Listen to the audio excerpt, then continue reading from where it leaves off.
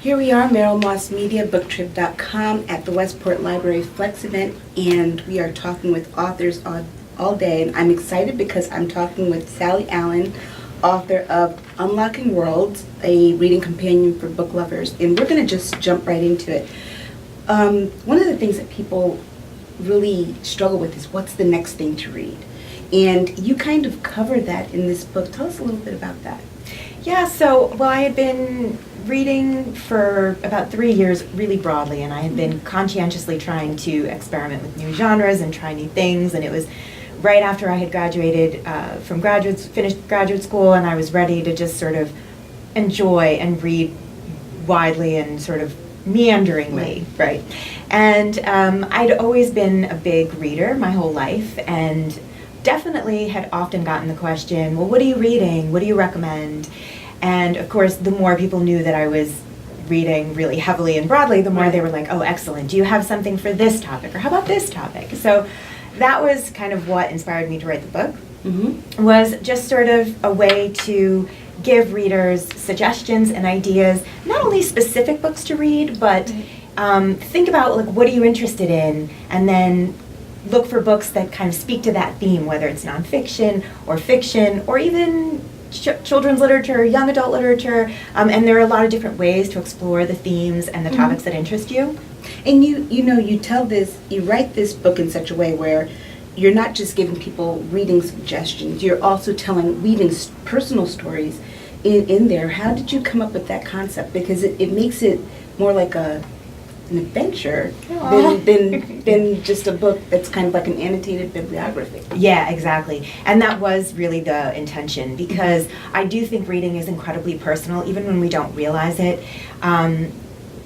We have questions or things that happen in our lives, and then we look to books to kind of help us make sense of them. That has always been the case for me since even I was a child, and that was something I wanted to foreground, right? That also, I mean, part of it was also my desire to say, you know, when you like a book or you don't like a book, sometimes it's personal, right? Right. Sometimes it's just, well, I don't want to think about that, or that way of looking at that problem makes me upset, you know, or I disagree with the main idea here. So sometimes it's not about the quality of the book, but just the experience that you're bringing to it. Right. So the more conscious we can be of that, I think it helps us just understand why we have certain experiences of books, and it helps us understand what we like.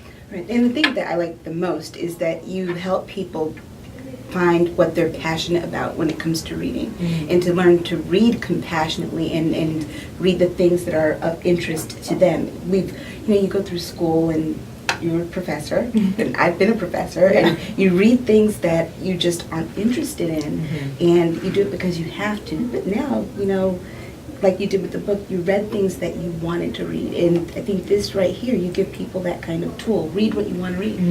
And that empowerment, right? Yes. Like, you don't have to read what other people tell you to read. And also, I'm glad you brought up the compassionate reading, because it's always my hope that, certainly from reading fiction and narrative nonfiction, that we can learn to empathize with things that are scary or different from us, and we need that, in the world, because in some ways, our boundaries are shrinking, and we are confronted with things that are different from us and that we don't understand, and if we can approach that with empathy and compassion, I think we are on a more productive path. Yeah.